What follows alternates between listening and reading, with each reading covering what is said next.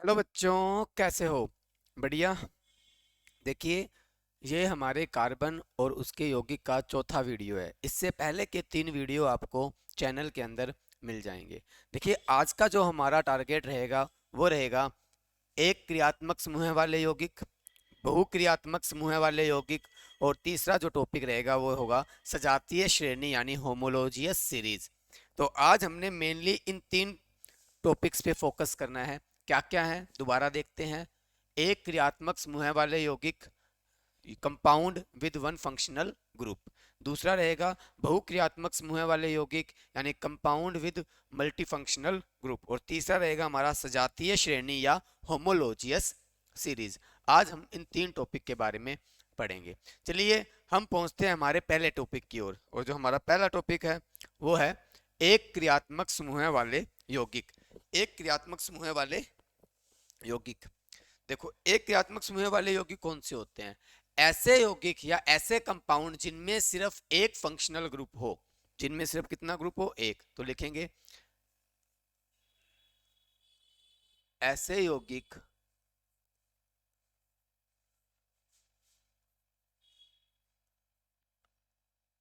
या कंपाउंड जिनमें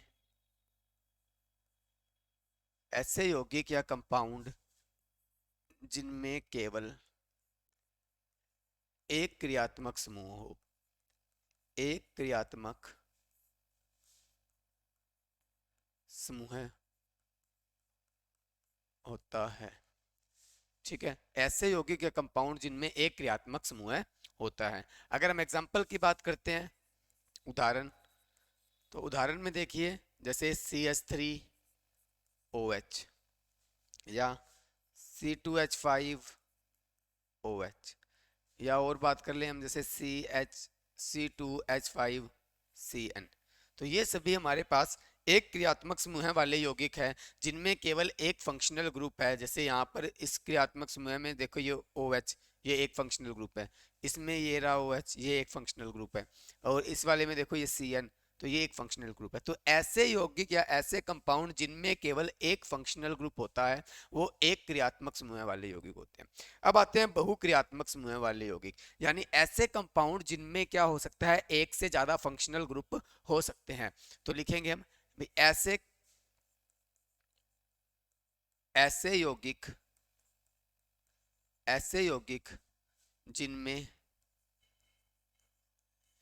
एक से ज्यादा एक से ज्यादा क्रियात्मक समूह है। एक से ज्यादा क्रियात्मक समूह उपस्थित होते हैं। तो ऐसे यौगिक जिनमें एक से ज्यादा क्रियात्मक समूह उपस्थित होते हैं उनको हम क्या कहते हैं? उनको कहते हैं हम बहुक्रियात्मक समूह। बहुक्रियात्मक समूह वाले यौगिक। चलिए हम इसका उदाहरण देखते हैं। उदाहरण देखो, जैसे ये रहा एक उदाहरण हमारे पास है CH2 सिंगल बॉन्ड OH, फिर सिंगल बॉन्ड CH2 और सिंगल बॉन्ड OH। देखिए ये एक उदाहरण हमारे पास है CH2 single bond OH, single bond CH2 फिर OH। इसका नाम क्या है? देखो, इसको बोलते हैं एथिलीन ग्लाइकोल। इसका जो नाम होता है वो होता है एथिलीन ग्लाइकोल।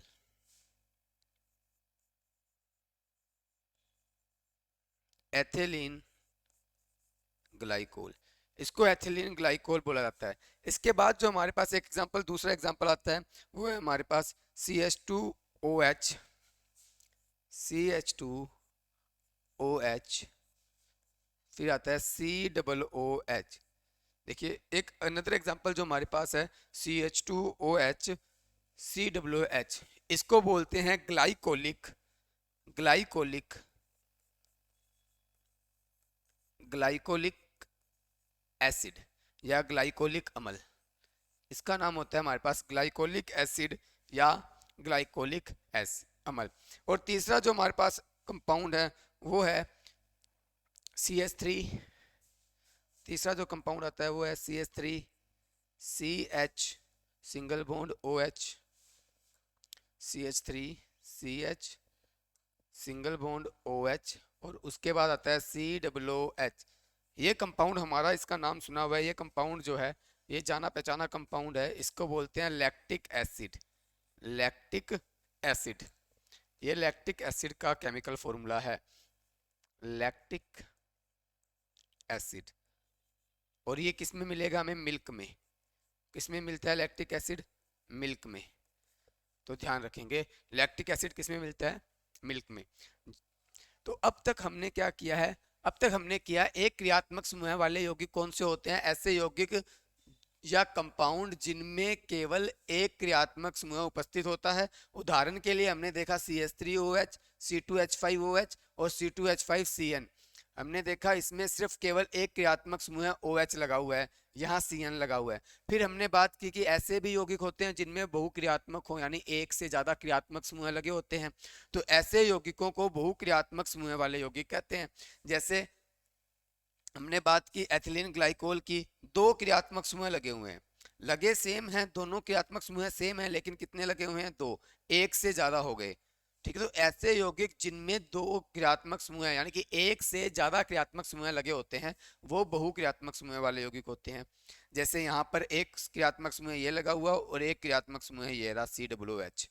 तो यहाँ पर भी दो क्रियात्मक समूह लगे हुए हैं, एक OH और एक COOH। और जबकि यहाँ पर भी हम देखते हैं तो दो क्रियात्मक समूह लगे हैं, एक OH और एक COOH। तो ये क्रियात्मक समूह कौन से हैं? बहुक्रियात्मक समूह वाले यौगिक। नेक्स्ट हम अपने अगले टॉपिक पे जाते हैं। क्या था? सजातीय श्रेणी। देखिए सजातीय श्रेणी जो है वो पेपर के हिसाब से या पेपर के नज़र से देखें तो भी आपके लिए बहुत इंपॉर्टेंट हो जाता है। सजातीय श्रेणी को इंग्लिश में बोलते हैं होमोलोजियस सीरीज। चलिए बात करते हैं होमोलोजियस सीरीज यानी सजातीय श्रेणी क्या होती है। देखिए सजातीय श्रेणी, सजातीय श्रेणी क्या है? कार्बनिक यौगिकों की ऐसी श्रेणी जिसमें उपस्थित सदस्यों के पास समान क्रियात्मक समूह होता है, यानी क्रियात्मक समूह समान रहेगा और सदस्यों को अनुभार के बढ़ते क्रम में लिखते हैं। जब इन सभी कंपाउंड्स को या कार्बनिक जो कंपाउंड होते हैं उनको अनुभार के बढ़ते क्रम में यानी उनके मॉलिक्यूलर वेट के बढ़ते क्रम में रखते हैं, रखा जाता है, तथा दो क्रमागत सदस्य यानी दो एक के बाद एक जो हमारे पास मेंबर्स आएंगे उनके बीच में बंद CH2 का अंतर होता है, सजातीय श्रेणी कहलाती है। देखो उदाहरण के तौर पे समझते हैं, फिर हम इस लाइन को दोबारा पढ़ेंगे। एक उदाहरण लेते हैं। देखिए मेरे पास एक उदाहरण है, ये देखो CH4 और दूसरा उदाहरण है C2H6। ये मेरे पास एक एल्केन सीरीज है, एल्केन, एल्कीन और एल्काइन आपको पता है। तो ये एल्केन की सीरीज का मैंने एक एग्जांपल लिया है इसमें। देखिए अगर मैं इस सीरीज की बात करता हूं तो सबसे पहले तो ये देखो कि यहां पर क्या लिखा हुआ है? CH4। तो क्या है? कार्बनिक यौगिकों की ऐसी श्रेणी जिसमें उपस्थित सदस्यों के पास समान क्रियात्मक समूह। तो इनके पास देखो क्रियात्मक समूह है प्रेजेंट नहीं है अभी, तो सिर्फ ओनली मात्र ये CH4 और C2H5 ही हैं। अब देखिए अब यहां बात करते हैं हम। यहां पर अगर मैं बात करता हूं कि सदस्यों को समान क्रियात्मक समूह होता है और सदस्यों को अनुभार के बढ़ते क्रम में, देखिए अनुभार का इसमें बढ़ता क्रम है। सबसे पहले यहाँ अनुभार देखिए, अगर मैं इधर अनुभार निकालूं CH4 का, तो कार्बन का मेरे पास परमाणु क्रमांक या एटॉमिक नंबर होता है वो होता है 6, और कार्बन का जो अनुभार यानी द्रव्यमान जो होता है, मास जो होता है वो होता है 12। साथ में हाइड्रोजन है। अब हाइड्रोजन का मेरे पास जो हाइड्रोजन का जो द्रव्यमान होता है वो होता है 1, और टोटल हाइड्रोजन कितने हैं? 4। तो 1 × 4 कितना हो जाएगा? देखिए 12 + 4 कितना हो जाएगा? 16 ग्राम। ठीक है जी, मेरे पास ये तो हो गया किसका? मेथेन का, इसको बोलते हैं मेथेन। अब एथेन की बात करते हैं। एथेन की अगर बात करता हूं तो एथेन में कार्बन 2% हैं, ये रहे 2 कार्बन। तो एक कार्बन का 12 होता है तो 2 कार्बन का कितना हो जाएगा? × 2 हो जाएगा, प्लस एक हाइड्रोजन का अनुभार, एक हाइड्रोजन का परमाणु द्रव्यमान 1 होता है, तो टोटल कितने हैं मेरे पास? 6। तो परमाणु द्रव्यमान कितना हो जाएगा? मल्टीप्लाई बाय 6 कर देंगे। अब हम इनके अगर इस अणु के अनुभार को देखें तो इस अणु का अनुभार कितना होगा? मोलिकुलर जो वेट है वो कितना होगा? 12, 12 2 × 4 24, 24 और 6 30। तो ये हो जाएगा 30। तो देखिए ये जो दोनों मेरे पास दोनों जो कार्बनिक यौगिक हैं, दोनों कार्बनिक कंपाउंड जो हैं वो मैंने अनुभार के बढ़ते क्रम में लगाए हुए हैं। ये पहले पर आता है एल्केन में और ये दूसरे नंबर पे आता है। तो ये दोनों क्या है, इंक्रीजिंग ऑर्डर में लगे हुए हैं। तथा दो सदस्यों के बीच में CH2 का अंतर होता है। देखिए CH2 के अंतर की मैं बात करता हूं तो देखिएगा, अभी मैं इन दो सदस्यों के बीच की बात करता हूं। देखिए बाकी हम बाद में नेक्स्ट जब हमारा टॉपिक अभी करेंगे तो उसमें भी हम CH2 के अंतर की बात करेंगे। पहले इन दो सदस्यों के बीच के अंतर की बात करते हैं। देखिए इस सदस्य और इस सदस्य, इस मेंबर और इस मेंबर में देखिए यहाँ 2 कार्बन है और यहाँ 1 कार्बन है, यानी 1 कार्बन का अंतर आ गया। और यहाँ पर 6 हाइड्रोजन और यहाँ पर 4 हाइड्रोजन, यानी 2 हाइड्रोजन का डिफरेंस आ गया इन दोनों के बीच में। तो मेरे को यहाँ दिख रहा है कि CH2 किसका, बंद CH2 का अंतर होता है। तो अगर मैं इन दोनों की बात करता हूँ तो ये दोनों क्या है, कंपाउंड सजातीय श्रेणी के हैं। तो होमोलोजियस सीरीज के एक कंपाउंड है। अब मैं अगर इस डेफिनेशन को पढ़ता हूं तो कार्बनिक यौगिकों की ऐसी श्रेणी या ऐसी सीरीज जिसमें उपस्थित सदस्यों के पास समान क्रियात्मक समूह होता है और सदस्यों को अनुभार के बढ़ते क्रम में, देखिए अनुभार के बढ़ते क्रम में रखा हुआ है, सबसे पहले छोटा फिर उससे बड़ा फिर उससे ज्यादा वाला अनुभार वाला आएगा। तो अनुभार के बढ़ते क्रम में रखा जाता है। तो दो क्रमागत सदस्यों के बीच में CH2 का अंतर होता है। अब इन दो सदस्यों के बीच में कितना का अंतर है, CH2 का अंतर है, अंतर होता है। तो इसे हम क्या कहते हैं, सजातीय श्रेणी कहते हैं। चलिए नेक्स्ट हम अपने टॉपिक की तरफ बढ़ते हैं। जो हमारा नेक्स्ट टॉपिक है वो है इनके लक्षण। इनके लक्षण क्या है, देखो सबसे पहला लक्षण क्या है, प्रत्येक सजातीय श्रेणी, प्रत्येक सजातीय श्रेणी का एक सामान्य सूत्र होता है। जी बिल्कुल सही कह रहा है कि प्रत्येक सजातीय श्रेणी में एक सामान्य सूत्र होता है। जैसे अगर मैं बात करता हूं एल्केन, एल्कीन और एल्काइन, एल्केन, एल्कीन और एल्काइन,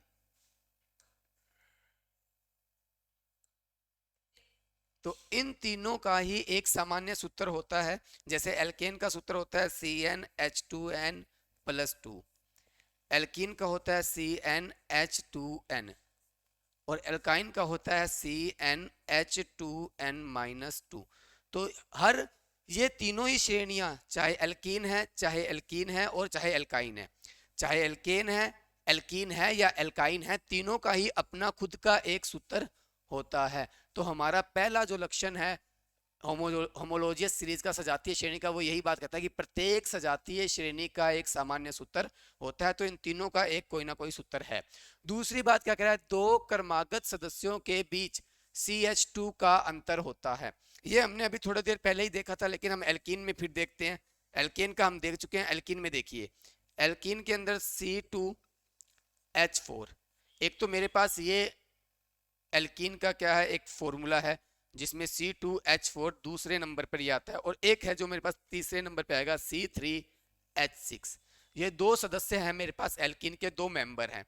इन दो मेंबर में अगर मैं चेक करूं, मेरी दूसरी लाइन को चेक करता हूं, इस लाइन को, क्या है, दो क्रमागत सदस्यों के बीच CH2 का अंतर। तो देखिए इन दोनों सदस्यों के बीच में, देखो इन दोनों मेंबर्स के बीच में, यहाँ 3 कार्बन है, यहाँ 2 कार्बन है, तो यहाँ पर 1 कार्बन का डिफरेंस आ गया।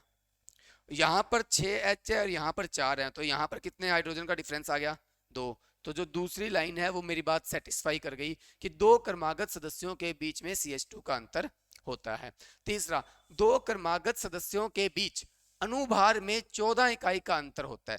चलिए जरा हम इसको भी चेक करते हैं। इन दोनों को अगर मैं देखूं, इन दोनों का अनुभार यानी मोलिकुलर मास देखूं, अनुभार या मोलिकुलर वेट देखता हूं, तो देखिए पहले, सबसे पहले मैं इसका मोलिकुलर वेट निकालता हूं C2H5 का। चलिए C2H5 का मोलिकुलर वेट देखिए, C2H5 का मोलिकुलर वेट है, कार्बन का होता है 12 और टोटल 2 कार्बन है, तो 12 इंटू 2, 12 इंटू 2, प्लस हाइड्रोजन का होता है 1 और टोटल हाइड्रोजन है 4, तो कितना हो जाएगा, 1 इंटू 4। देखिए टोटल मोलिकुलर वेट C2H4 का, C2H4 का जो टोटल मोलिकुलर वेट है वो आएगा मेरे पास 24 प्लस 4, 28, 24 प्लस 4, 28। अब C3H6 का निकालते हैं। देखिए यहाँ पर कार्बन कितने हैं, 3, तो 12 इंटू 3, प्लस में हाइड्रोजन की बात करते हैं तो हाइड्रोजन कितने हैं, 6, तो 1 इंटू 6 कितना हो जाएगा, चेक कीजिए, 12 3 जा 36, प्लस में 6 कितना हो जाएगा, टोटल आ जाएगा 42, टोटल हो जाएगा 42।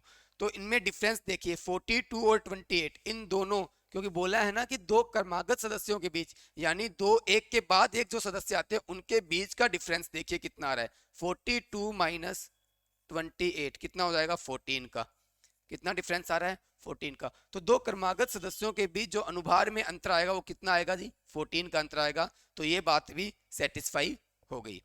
अब सभी सदस्यों के बीच, सभी सदस्यों के बीच क्रियात्मक समूह समान होता है, सभी के रासायनिक गुण भी समान होते हैं। ये बात हमने पहले भी डिस्कस की थी कि जब क्रियात्मक समूह सेम होता है, यानी कि किसी भी सदस्य का जो, या किसी भी फंक्शनल, किसी भी कंपाउंड का जो केमिकल प्रॉपर्टीज डिपेंड करती है, वो डिपेंड करती है फंक्शनल ग्रुप के ऊपर, क्रियात्मक समूह के ऊपर। और अगर किसी भी सदस्य का क्रियात्मक समूह समान है तो उस समूह में जो रासायनिक गुण होंगे वो भी क्या रहेंगे, समान रहेंगे।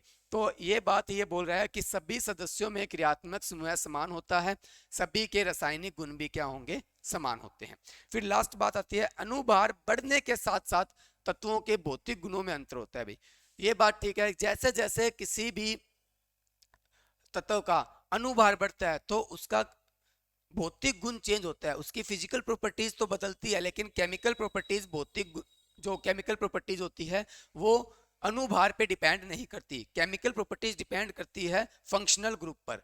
तो इसका मतलब केमिकल प्रॉपर्टीज चेंज नहीं होगी लेकिन अनुभार बढ़ने पर क्या होगा, उस कंपाउंड की फिजिकल प्रॉपर्टी जरूर चेंज होगी। देखिए एक बार फिर से हम इस चीज को रिवाइज कर लेते हैं फटाफट से। पहली बात क्या कह रहा है, पहली बात कह रहा है एक क्रियात्मक समूह वाले यौगिक कौन से होते हैं, ऐसे यौगिक जिनमें क्या होता है, सिर्फ एक क्रियात्मक समूह होगा, जैसे CH3OH मेथेनॉल, C2H5 एथेनॉल, या C2H5CN एथिल साइनाइड। इसके बाद बात करते हैं बहुक्रियात्मक समूह वाले यौगिक, ऐसे यौगिक जिनमें एक से ज्यादा क्रियात्मक समूह आपको मिल जाएंगे देखने को, जैसे यहाँ पर एथिलीन ग्लाइकोल में देखिए दो क्रियात्मक समूह हैं। अगर मैं बात करता हूँ ग्लाइकोलिक एसिड या ग्लाइकोलिक अम्ल में तो यहाँ पर भी दो क्रियात्मक समूह हैं। और अगर मैं बात करता हूँ लैक्टिक एसिड की, तो मिल्क में लैक्टिक एसिड मिलता है और यहाँ पर भी कितने क्रियात्मक समूह दिख रहे हैं मुझे, दो क्रियात्मक समूह दिखाई दे रहे हैं। इसके बाद मैं बात करूँ आगे सजातीय श्रेणी की, तो यहाँ हमने एक उदाहरण से इसको समझा था कि किसी भी कार्बनिक यौगिक में अगर सदस्यों के पास फंक्शनल ग्रुप सेम है और दो क्रमागत यानी कॉन्जुगेटिव यानी एक के बाद एक अगर सदस्यों के अंदर बंद CH2 का अंतर आता है, CH2 का अंतर आता है, तो ऐसी सारी सीरीज या ऐसी सारी जो श्रृंखला होगी वो सारी होमोलोजियस सीरीज में आती है। देखिए अगर होमोलोजियस सीरीज के कुछ लक्षणों की बात करते हो तो प्रत्येक सजातीय श्रेणी का एक सामान्य सूत्र होता है, हर श्रेणी का क्या होगा, एक सूत्र होगा। जैसे एल्कीन का खुद का ये सूत्र होता है सामान्य सूत्र, एल्कीन का सामान्य सूत्र ये होता है और एल्काइन का सामान्य सूत्र ये होता है। इसके बाद बात करते हैं दो क्रमागत सदस्यों के बीच CH2 का अंतर होता है। ये हमने यहाँ देखा था कि जब हमने एल्कीन के दो क्रमागत यानी एक के बाद एक सदस्य लिए थे तो इन दोनों सदस्यों के बीच में CH2 का अंतर हमें दिखाई दिया था। कैसे निकाला था, C यहाँ पे 3 है, यहाँ पर 2 है तो एक C आ जाएगा, यहाँ 6H है, यहाँ 4H है तो 2H का अंतर हो गया। तो ये हमारे पास दूसरी बात सेटिस्फाई हुई थी। उसके बाद हमने देखा तीसरा पॉइंट, दो क्रमागत सदस्यों के बीच अनुभार में 14 इकाई का अंतर होता है। तो हमने यहाँ देखा था सबसे पहले जो ये एथीन है और ये प्रोपीन है, हमने एथीन का सबसे पहले क्या निकाला था, एथीन का हमने सबसे पहले अनुभार निकाला, मोलिकुलर वेट निकाला, वो हमारे पास 28 आया। उसके बाद हमने प्रोपीन का मोलिकुलर वेट निकाला, वो हमारे पास 42 आया। जब हमने इन दोनों को माइनस करके देखा, हमने देखा भाई डिफरेंस कितना आ रहा है, तो दिखा हमें 14 डिफरेंस आ रहा है, 14 आ रहा है। तो इसका मतलब दो क्रमागत सदस्यों के बीच अनुभार में 14 इकाई का अंतर होता है। बाकी दो जो पॉइंट हैं, सभी सदस्यों में क्रियात्मक समूह समान होता है तो इसके रासायनिक गुण भी समान होंगे और अनुभार बढ़ने के साथ साथ तत्वों के भौतिक गुणों में भी अंतर पाया जाता है। तो उम्मीद करता हूँ आपको आज की जो क्लास है वो अच्छी लगी होगी। बाकी मिलते हैं हम अपने नेक्स्ट क्लास के अंदर, तब तक आप अच्छे से इस टॉपिक के नोट्स बनाइए और अच्छे से इसको घर पे ईमानदारी से पढ़िए। Thank you, have a nice day.